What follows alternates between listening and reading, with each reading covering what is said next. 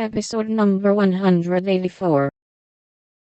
Let me see, calm, cool, and quiet. Yes, I think I can promise that.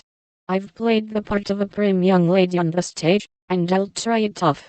My powers are great, as you shall see, so be easy in your mind, my child. Amy looked relieved, but Naughty Joe took her at her word, for during the first call she sat with every limb gracefully composed, every fold correctly draped, calm as the summer sea, cool as the snowbank, and as silent as the Sphinx. In vain Mrs. Chester alluded to her charming novel, and the Mrs. Chester introduced parties, picnics, the opera, and the fashions. Each and all were answered by a smile, a bow, and a demure yes or no with the chill on. In vain Amy telegraphed the word talk, tried to draw her out, and administered covert pokes with her foot. Joe sat as if blandly unconscious of it all, with deportment like Maud's face, icily regular, splendidly null. What a haughty, uninteresting creature that oldest Miss March is, was the unfortunately audible remark of one of the ladies, as the door closed upon their guests.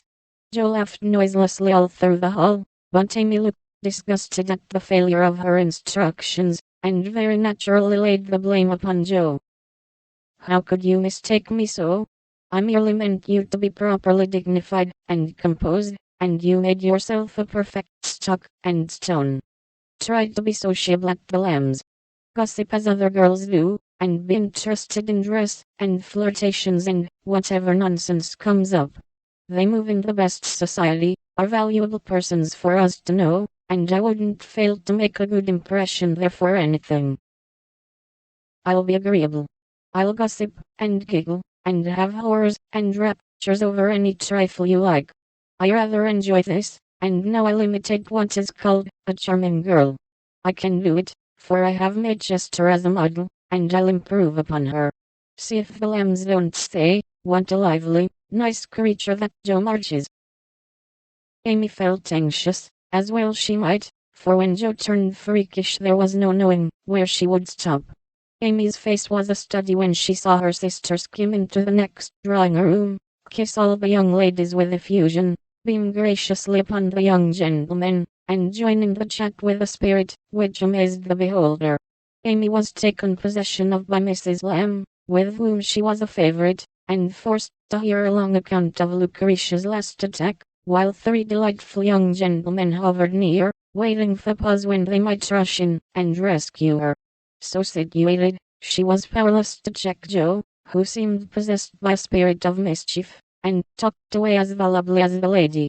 A knot of heads gathered about her, and Amy strained her ears to hear what was going on, for broken sentences filled her with curiosity, and frequent peals of laughter made her wild to share the fun.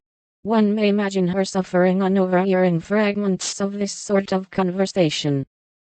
She rides splendidly. Who taught her? No one. She used to practice mounting, holding the reins, and sitting straight on an old saddle in a tree. Now she rides anything, for she doesn't know what fear is, and the stableman lets her have horses cheap because she trains them to carry ladies so well. She has such a passion for it. I often tell her, if everything else fails, she can be a horsebreaker, and get her living so.